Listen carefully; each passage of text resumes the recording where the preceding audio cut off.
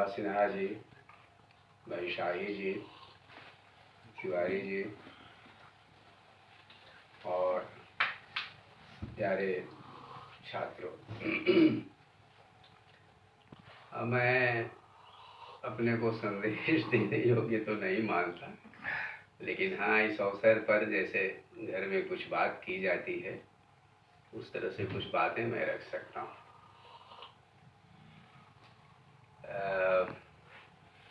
मैंने कभी सोचा नहीं था कि मैं काशी हिंदू विश्वविद्यालय में अध्यापन का अवसर पाऊंगा, और मैं एक खाते पीते घर में गांव देहात में पैदा हुआ, तो इस मामले में भाग्यशाली था कि उस समय के सभी लोग भाग्यशाली थे कि गांव देहात की जो एक भरी पूरी संस्कृति है उसको खूब निकट से देखने का, उसका सुख पाने का, यद्यपि वे हमारे दुख के दिन थे। रघुवंशम में जब राम चित्रशाला में सीता के साथ घूम रहे हैं और देख रहे हैं कि जो उनके जीवन की पिछले प्रसंग हैं उन सब पर चित्र बने हुए हैं, तो उनको देखते हुए राम ने कहा कि यद्यपि वे हमारे बहुत दुख के दिन थे, लेकिन पता नहीं क्यों कि उनको भी इन चित्रों में देखते हुए सुख का अनुभव हो रहा है। तो पीछे के जीवन के जो संघर्ष होते हैं, उन संघर्षों से निकल आने के बाद जब हम मुड़ के देखते हैं तो अच्छा लगता है। तो घर में रामचरितमानस का पाठ होता था, प्रत्येक त्योहार पर खूब गीत होते थे। गाँव में शिवरात्रि से ही शुरू हो जाते थे होली के गीत, और आए दिन कीर्तन, और तमाम इस घर में नहीं तो उस घर में कुछ न कुछ होता रहता था। तो एक बहुत भरी पूरी सामूहिक संस्कृति का निकट से संपर्क, ये बहुत उत्फुल्लकारी था, और उसी में सांस लेने का और पलने बढ़ने का मौका मिला। लेकिन संयोग से एक संस्कृत विश्वविद्यालय के पढ़े हुए युवा प्राध्यापक, मेरे ख्याल से उनकी पहली ही शायद नियुक्ति रही होगी, वो 6ठी कक्षा में मिले और उन्होंने संस्कृत पढ़ाना आरंभ किया। संस्कृत सुधा या कौन पुस्तक चलती थी, तो वो इतने मन से पढ़ाते थे कि मैं नहीं जानता था कि शब्दों के पीछे, भाषा के पीछे ये प्रक्रियाएं होती हैं। तो 2 साल उनके संपर्क में रहे, लेकिन उनका प्रभाव तो पूरे अंचल पर ही पड़ा। लेकिन उनको उतने ही कम समय में भाषा और साहित्य के प्रति एक जबरदस्त अनुराग पैदा हो गया, और हाई स्कूल पास करने के बाद मैं यहाँ आया, लेकिन हाई स्कूल में भी मुझे अच्छे अध्यापक मिले। तो वहाँ भी कस्बे में एक साहित्यिक वातावरण था। 8 लोग 1942 में शहीद हुए थे 18 अगस्त को, तो उस अवसर पर आयोजन होता था। बहुत देश के बड़े बड़े लोग, नेता वहाँ पहुँचते थे। स्वयं कॉलेज में बहुत बड़े बड़े लोगों को हमारे प्राचार्य बुलवाते थे, तो सीखने का बहुत मौका मिला। फिर बनारस में आने पर पूरा बनारस ही एक विश्वविद्यालय जैसा था। जितना यूनिवर्सिटी में सीखा, सिटी में मैं समझता हूँ उससे ज़्यादा सीखने के लिए था। और अभी विश्वविद्यालय किसी कारण से कक्षाएं नहीं शुरू थी, तो नायब जानी सभा में मेरे बड़े भाई ने दिखा दिया था, मैं वहाँ पढ़ने जाता था, नायब जानी सभा में मेंबर हो गया था। तो मैंने देखा कि सब लोग, वहाँ एक तख्ती लगी हुई है कृपया शांत रहें या कुछ ऐसे। और वहाँ लाइब्रेरियन बैठे थे सदानंद शास्त्री, और उन्हीं के आगे और एक जनार्दन शास्त्री कभी कभी बैठे थे। तो और वहीं एक तख्ती लगी हुई थी, कृपया शांत रहें। और सब लोग अगल बगल पढ़ रहे हैं। और एक आदमी को देखा कि वहीं जहाँ तख्ती लगी हुई है वहीं लगातार बोल रहा है और सब लोग सुन रहे हैं, कोई नहीं मना कर रहा है। और ये रोज रोज का प्रसंग था।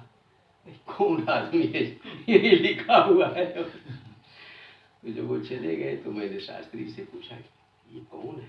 कहा आप नहीं जानते, त्रिलोचन शास्त्री है। तो फिर अभी वो बाहर ही गए होंगे, शंभुनाथ वाजपेयी वगैरह। शंभुनाथ वाजपेयी एकदम दरवाजे के पास उनका कार्यालय था, तो उनसे मिलते मिलाते हुए वो जाते थे। तब तक मैंने दौड़ के उनको पकड़ लिया गेट तक जाते जाते, और फिर मैंने उनसे परिचय किया कि मैं आया हूँ और हिंदू यूनिवर्सिटी में पढ़ने आया। फिर वो रुचि लेकर के, अच्छा कहाँ घर हुआ, कौन जिला हुआ, कैसे हुआ, क्या क्या पढ़ा है, लौकौमुदी पढ़ डाली कि नहीं? हमने कहा भी नहीं, तो बहुत देर हो गई तब तो लौकौमुदी पढ़ जानी चाहिए थी।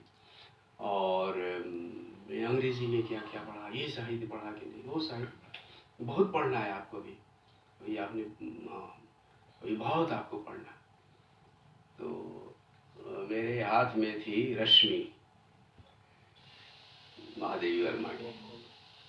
तो मैंने कहा कि इसका पहला ही गीत जो है वो उसमें मैं अटक रहा हूँ। तो बोले कि किताब लेके पढ़ना नहीं होता, वो गीत आपको याद रहे, जो भी जिस पर बात कर रही हो आपको याद होना चाहिए, क्योंकि चलते समय बात होगी, बैठ के थोड़े बात होती है, चलते रहेंगे बात करते रहेंगे। तो अगले दिन फिर लगते ही तेरा अरुणबान वो याद करके मैं वो महादेव वर्मा पर उन्होंने कुछ बताया, लेकिन दूसरी बातें शुरू होने लगी। और रोज रोज का फिर वही क्रम रहा। उनसे बात करते करते वो तमाम लोगों से मिलते मिलाते, और न्यूजी 21 हैदराबाद कॉलोनी BHU का लगभग अंतिम सिरा।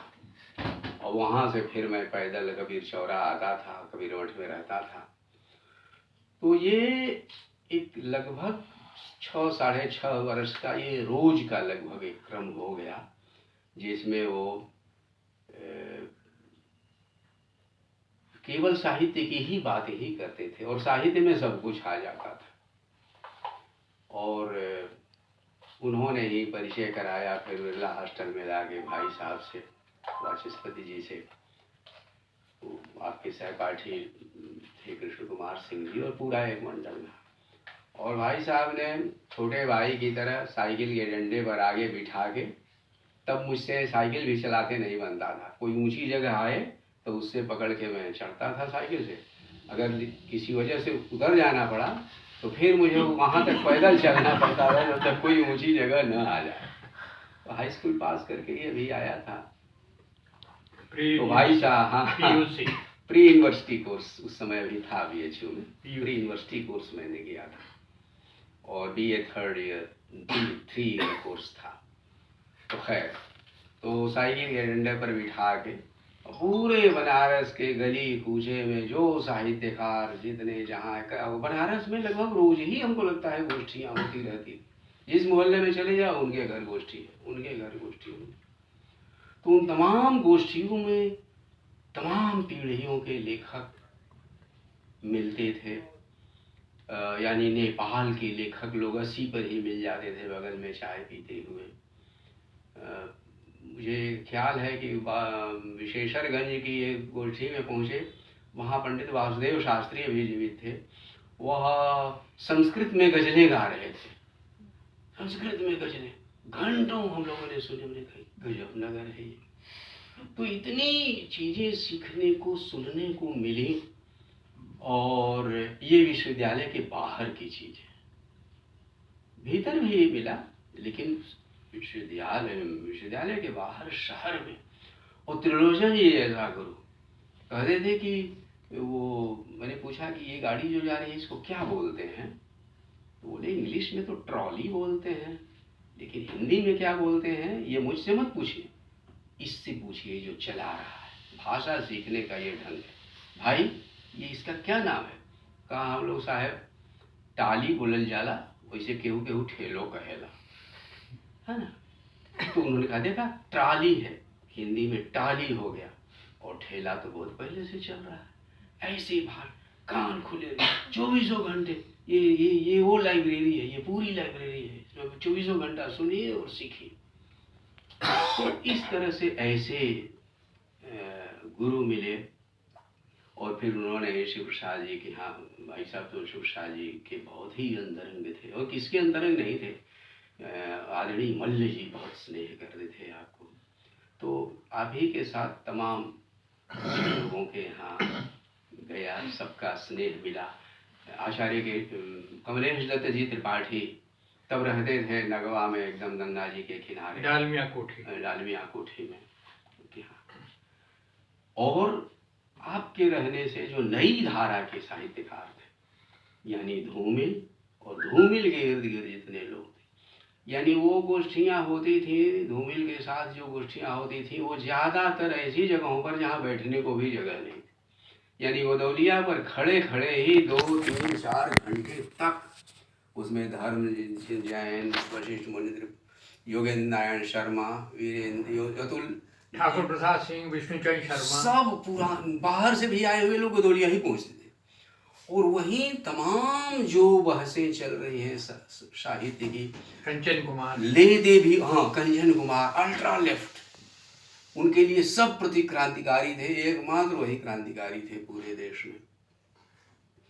तो उनसे झगड़ा सबका, तो वो चलता रहता था। धूमिल से तुम तड़ाक चलता था वो। तो धूमिल का उपहास करने का अपना ढंग था। उनकी रेडीमेड की एक दुकान थी, है ना, तो कहते थे कंचन कुमारी कहते थे कि अभी तमाम रेडीमेड के कपड़े बेच के आए हैं, अब ये क्रांति करेंगे फुर्सत में। भारी क्रांतिकारी, रेडीमेड क्रांतिकारी है। आमुख पत्रिका निकालते थे। तो वहाँ एक अद्भुत माहौल था। मुझे याद है धर्मचंद जैन ने कहा कि धूमिल जी वो काफ़ी नाटे थे, और धूमिल खूब नहीं सही और दबा के बोलते भी थे। तो धर्मचंद जैन कहा, और नई नई छप के आई थी संसद से सड़क तक, तो धूमिल से सब लोग बात कर रहे थे। तो धर्मचंद जैन ने कहा कि धूमिल जी आपकी ये कविताएं जनता कभी पढ़ पाएगी?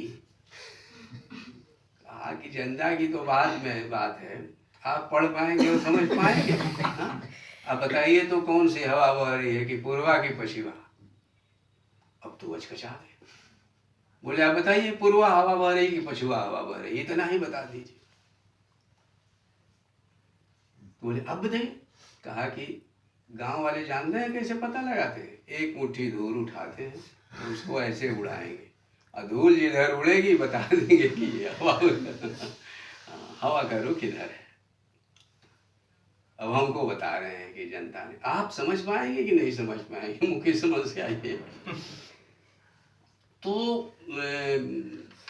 उल्लास उपहास के बीच भी रघुवीर सहाय आए थे, और एक होटल में गोष्ठी हुई। माने धूमिल तो रघुवीर सहाय और कोई भी बड़ा से बड़ा आए उसको एकदम सबसे ऊपर दिखाई देते थे, सबसे ऊपर दिखाई देते थे अपने केवल अनुभव के बल पर।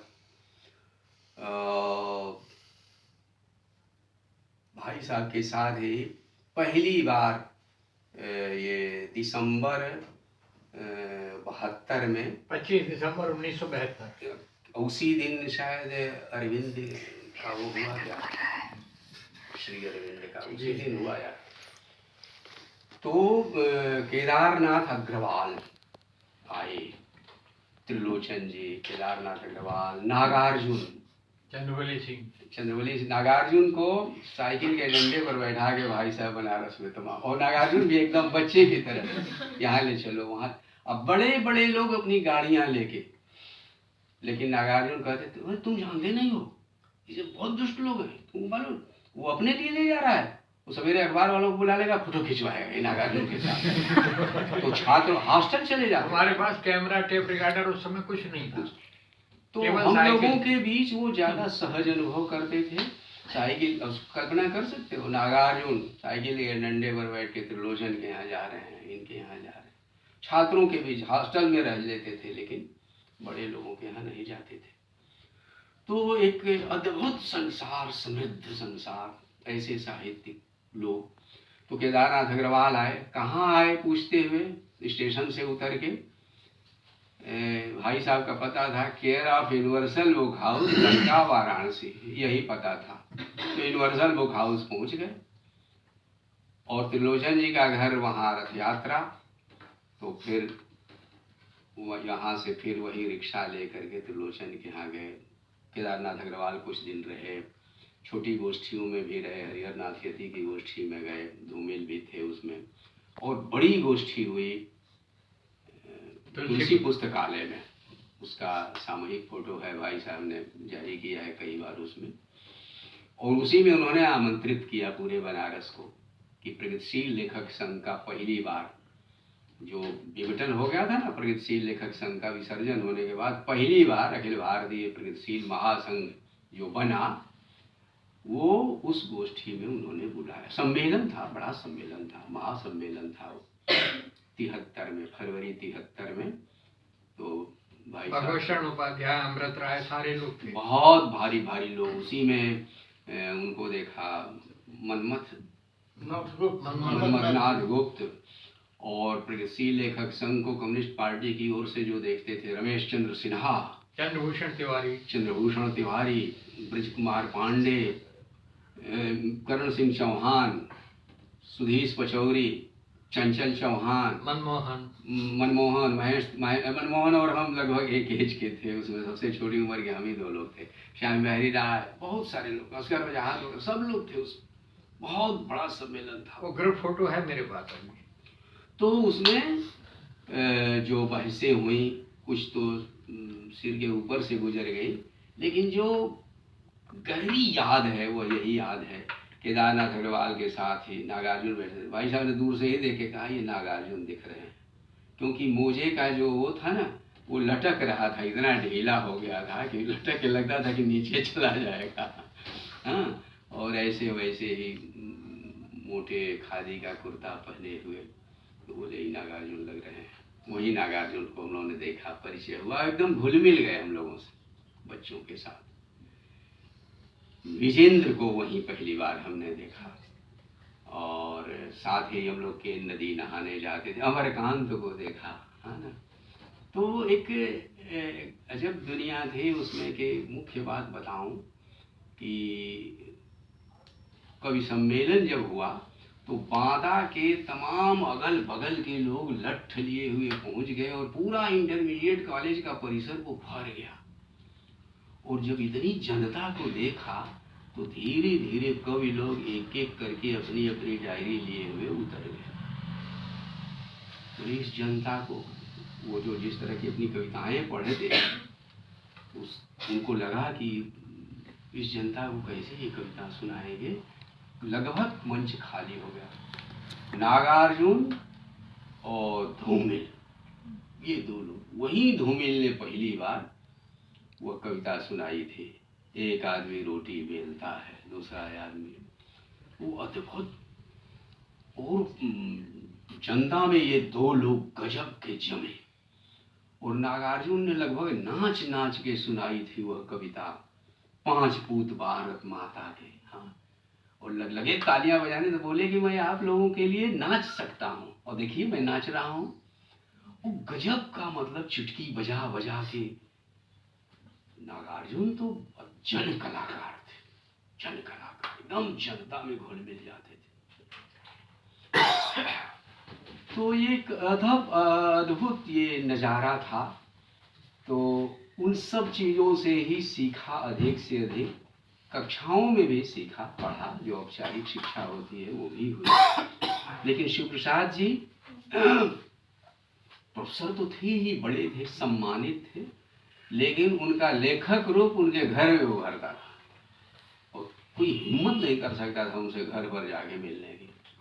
वो उनका वहाँ रूप था, किसी की हिम्मत नहीं होती थी वहाँ जाने की। लेकिन जो वहाँ जाए बहुत स्नेह करते, खूब ठहाके लगा दे, लुंगी गंजी पहने हुए। और भाई साहब खूब मजाक करते थे, खूब मजा लेते थे। और इसके बाद धोती कुर्ता झाड़ के, पान रचा के फिर टहलते थे हम लोगों के साथ।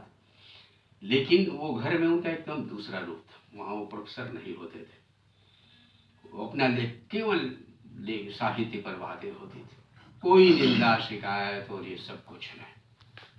और त्रिलोचन जी से, क्योंकि वो लोग जब पढ़ते थे तब से त्रिलोचन जी उन लोगों के बीच आते जाते थे।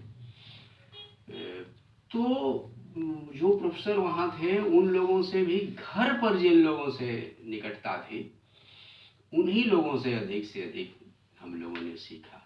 मल्ल जी से, उनसे, बच्चन सिंह के। बच्चन सिंह तो अंत तक बेचारे जब वो हो गए तभी हम लोगों को पुकारते रहते थे मिलने के लिए। तो एक और यूनिवर्सिटी के भीतर का वातावरण यह था कि किसी भी विभाग में तमाम गोष्ठियाँ होती थी, अनुमति लेने की ज़रूरत नहीं थी, सुरक्षा का मामला नहीं था। और रात भर त्रिलोचन जी हम लोगों को लेके घूमते थे। ये देखो छाया डोल रही है, इस पर टी.एस. एलियट ने इस कविता में ऐसे लिखा है। आसमान को देखिए भाई साहब, आसमान देखना जानिए तो लॉन के भीतर आइए, वहाँ से नहीं दिखेगा। ये देख रहे हैं, ये कचपचिया है, ये कचपचिया है। जायसी ने यहाँ ऐसे वर्णन किया है। संस्कृत में इसको क्या बोलते हैं? ये कृत्तिका नक्षत्र है। इस तरीके से खगोलीय और प्राकृतिक जानकारी, ये पौधा कौन सा है, तो ये किस फूल की गंध आ रही है बताइए। वहां जाना जरूरी नहीं है, गंध से पहचानिए कौन सा पेड़ है। तो एक अद्भुत, और उनके सबसे अभाव के वे दिन थे, संघर्ष के दिन थे। लेकिन लगता था जैसे साहित्य ही उनके प्राणों में बसा हुआ है। और हम लोगों से उनको क्या मिल जाता, इस नगर में एक से बड़े बड़े लोग थे। लेकिन खैर, तो इन सब से जो सीखा समझा, मैं समझता हूँ कि उसी सब की देन है कि तमाम प्रतिकूल परिस्थितियों में भी साहित्य के प्रति अनुराग बना रहा। ये एक बड़ी उपलब्धि है। जीवन में जो उतार चढ़ाव है उससे इनकार नहीं किया जा सकता, क्योंकि हर चीज़ तर्क से नहीं चलती है। जीवन में कब उतार होगा, कब चढ़ाव होगा, किस तरह का होगा, ये हम नहीं जानते। तो आदमी को मन से जरूर मजबूत होना चाहिए। मन से मजबूत होने के लिए आपका जो है विचारों का बल होना चाहिए। इसीलिए साहित्य में बहुत सारी चीज़ें हैं, वो हम लोगों को सिखाता है। हर एक सुख दुख में, अभाव में, संघर्ष में भी डटा रहे। वो द्विवेदी जी ने अपने दुख भरे दिनों में एक निबंध लिखा है ना, वो कुटज, तो वो चंडीगढ़ में उन्होंने लिखा था, वो जब बीएचयू से निकाल दिए गए थे। तो उसमें उन्होंने उद्धृत किया है एक श्लोक, है ना। तो उन्होंने कहा है कि सुखम या दुखम, सुखम या यदि वा दुखम, है ना। सुख आए चाहे दुख आए, जो भी आए उसको स्वीकार कर लो। प्राप्तम प्राप्तम उपासीत हृदय ना पराजिता। अपराजित हृदय से जो कुछ आता है उसको उसी रूप में स्वीकार करो, एक्सेप्ट, उसको स्वीकार करो और फिर उसका मुकाबला करो। तो और अपना जो प्रेम है साहित्य के प्रति, तो जाहिर है साहित्य के प्रति अनुराग मूल रूप से जीवन के प्रति अनुराग है। जीवन के प्रति जो अनुराग है वह मूल रूप से लोगों के प्रति अनुराग है, इस दुनिया के प्रति। क्योंकि जाने कितने किसका ऋण हमारे ऊपर है। हम सांसें ले रहे हैं तो ये तमाम वृक्ष वनस्पति ऑक्सीजन दे रहे हैं, उसी से हमको मिल रहा है। ये सूर्य का उत्सव चल रहा है, केवल थोड़ा सा पृथ्वी उससे नज़दीक हो जाती या थोड़ा सा उससे दूर हो जाती तो जीवन नहीं रहता पृथ्वी पर। हाँ, थोड़ा सा सूर्य से दूर हो जाती तो सर्दी से हम लोग जो है वो, ये जीवन नहीं होता। और निकट हो जाते तो भी झुलस के खत्म हो जाते। एकदम ठीक ठीक दूरी पर, ठीक ठीक कक्षाओं में तमाम पिंड जो है वो परिभ्रमण कर रहे हैं। तो सूर्य का प्रकाश, जल, प्राणवायु, यही सब तो है जीवन का मुख्य आधार। और इसके बाद जितना हम लोग बोलते हैं और लोग प्रशंसा करते हैं, इसमें से एक भी शब्द हम लेके नहीं आए थे। कोई दावा नहीं कर सकता कि हम लेके आए। अ से ह के बीच जितने अक्षर हैं उन्हीं से सब सारे शब्द बने हैं, और उसी में सब मारकाट भी चल रही है, प्यार भी चल रहा है, उसी में प्रतिस्पर्धा भी चल रही है, उसी में हम सेवा और दया और करुणा की भी बात कर रहे हैं। तो इसलिए अहंकार ये एक निराधार वस्तु है। असली चीज़ है कि हमें आभारी होना चाहिए। तमाम कितने लोगों का ऋण है जिसकी वजह से हम, और सब तो छोड़िए, जी रहे हैं, इसके लिए भी हमें आभारी होना चाहिए लोगों का। किन किन लोगों ने कब कब सहारा दिया है, किसके किसके किस वाक्य से हमें कब कब कितना बल मिला है, इसका कोई अनुमान नहीं। इसलिए सबका आभार स्वीकार करते हुए अपने काम में डटे रहना और एक विश्वास रखना कि सब अच्छा होगा, और सबके लिए शुभ की कामना भी करते रहना। इसमें दूसरों का शुभ तो कितना होगा हम नहीं जानते, लेकिन अपना शुभ पहले हो जाता है जितना ही हम शुभ विचार करते हैं।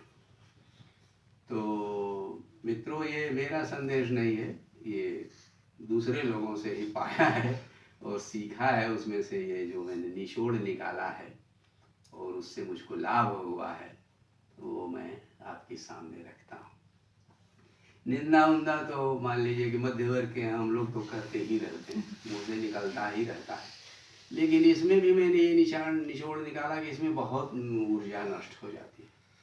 किसी को कुछ देर गुजारिश है कि एक बार एक निंदा करके दिखाएं। कुछ देर बहुत किसी निंदा कर रही थी, उसके बाद लगता है ना कैसे कितना निचुड़ गया सब है, बहुत सारी शक्ति अपनी निचुड़ गई। तो उसकी तुलना में जयशंकर प्रसाद जैसे निराला जी ने तो इसके उल्टा लिखा है, परसाई ने तो इसके उल्टा जिसे अड़ी कहते हैं, वो यहाँ निंदा का हेडक्वार्टर मुख्यालय। निंदा शब्द रसाल बड़ी मीठी लगती है। हॉस्टल में तो रात रात गुजर जाती है, तो निंदा में बहुत मजा आता था, लेकिन उसमें बाद में निचोड़ निकालो तो पता लगता है कि काफी कुछ अपना निकल गया। तो साहित्यकारों में जैसे प्रेमचंद और ये प्रसाद, ये दोनों पर खूब प्रहार हुए। प्रेमचंद ने यदा कदा जवाब भी दिया, निराला जी ने तो जम के जवाब दिया, हमला भी कर दिया। उससे उनका बहुत, उनकी ऊर्जा का वो हुआ। और प्रसाद ने बिल्कुल नहीं, प्रसाद सब पी गए एकदम से। तो किसी मित्र ने, उनके मित्र रोज उनकी बैठकी लगती थी शंकर प्रसाद की, जैसे शाही जी की कला दीर्घा उस रूप में विकसित हो रही है, तो वहाँ रामचंद्र शुक्ल, आचार्य केशव प्रसाद मिश्र, राय कृष्णदास, विनोद शंकर व्यास, कृष्णदेव प्रसाद गौड़, बेढ़ा बनारसी गौड़ जी इलाहाबाद यूनिवर्सिटी के 24-25 से भी पहले के शायद एमए में रहे होंगे, बहुत योग्य व्यक्ति थे। गौड़ जी छायावाद के पक्ष में खूब लिखा है उन्होंने जम के। ये सब लोग वहाँ जुटते थे। तो किसी मित्र, और लोग उनको प्यार बहुत करते थे, तो किसी ने कहा कि अमुक ने आपके खिलाफ बहुत बहुत लिखा है, और तो प्रसाद जी बोले लगता है कि आपको उससे बहुत चोट पहुँची है। तो बोले कि नहीं, वो चोट क्यों नहीं पहुँचेगी, आपके खिलाफ ऐसे ऐसे लिख दिया है, तो आप इसका जवाब दें, आप नहीं तो मैं लिख देता हूँ अपने नाम से, आप कहें तो आज अखबार के ही कोई रहे होंगे। तो उन्होंने कहा कि मैं तो इसके लिए कुछ नहीं कह सकता, और आपको भी चोट लगी है तो मैं आपको आश्वासन दे सकता हूँ, थोड़ी सांत्वना दे सकता हूँ, लेकिन यह नहीं कहूँगा कि आपको ऐसे ही चोट लग गई है, इससे ज़्यादा मैं आपके लिए नहीं वो कर सकता। तो प्रसाद में ये एक विशेषता थी कि अपना समेट के और काम करते रहते थे। शाही जी से एक शिक्षा मुझको मिली, वो मैं आज आपको बता देता हूँ। तो मैंने वासुदेव कृष्ण अग्रवाल पर एक लेख लिखा था, उसमें वासुदेव कृष्ण अग्रवाल का ही पत्र मैंने एक उद्धृत किया है, तो वही इन्होंने मेरे लिए उद्धृत करके कहा, वो मैं बताता हूँ। वासुदेव कृष्ण अग्रवाल ने किसी को पत्र लिखा है कि श्री कृष्ण ने कई असुरों का संहार किया अपने बचपन में। उसमें से एक असुर है तृणावर्त, तृणावर्त है ना, बवंडर जिसको कहते हैं ना, वो बवंडर के रूप में आया। और बवंडर के रूप में वो कृष्ण को उठा ले गया, है ना। बवंडर आता था ना गांव देहात में, तो तमाम पत्तियां और बहुत सारी चीज़ें जो है उसके साथ जो है उतनी देर तक चकों में नाचती रहती थी। तो कृष्ण जो है वो तृणावर्त के एकदम ऊपर पहुंच के, तमाम तिलकों के ऊपर पहुंच के, और उन्होंने फिर जो है वो बवंडर को पी डाला और इस तरह से उसको पछाड़ा। तो हमारे आसपास तमाम इस तरह के आरोप, लांछन, झूठी शिकायतें, आरोप, ये सब लगते रहते हैं। ये तिनके हैं। तो इन तिनकों के अगर ऊपर उठ जाएं तो हम इस तृणावर्त को का संहार करके जो है वो अपनी श्री कृष्ण लीला तो नहीं, लेकिन अपनी जो लीला है उसका विस्तार कर सकते हैं। जो हमारी साहित्य लीला है, हमारी जो कला का लीला लोक है, उसके लिए ये जरूरी है कि अपने आसपास की ये जो छोटी मोटी तमाम चीज़ें हैं इनके ऊपर उठ जाए। तो साईं जी कुछ कहते थे कि इस पर ज़रा लिखिए जल्दी। हमने कहा ये समस्या है, वो समझ। बोले कि अरे तृणावर्त का संहार करिए और जल्दी लिख दीजिए। तो वही मैंने आप लोगों को भी सुना दिया।